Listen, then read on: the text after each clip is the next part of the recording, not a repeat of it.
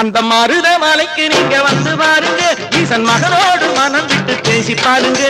தீராத வினைகள் எல்லாம் தீர்ந்து போகுங்க, சத்தியமா சொல்லுறேன், தீராத வினைகள் எல்லாம் தீர்ந்து போகுங்க. அது தீராவிட்டால் வந்து என்னை கேளுங்க, அது தீராவிட்டால் வந்து என்னை கேளுங்க. மருத மலைக்கு நீங்க வந்து பாருங்க.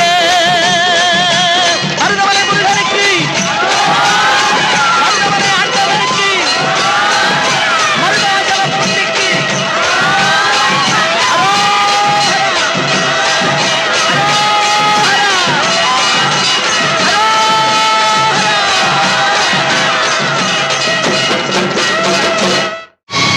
கண்டுகொண்டேன், வந்தது யார் என்று கண்டுகொண்டேன். வண்ணமயில் வடிவில் இங்கே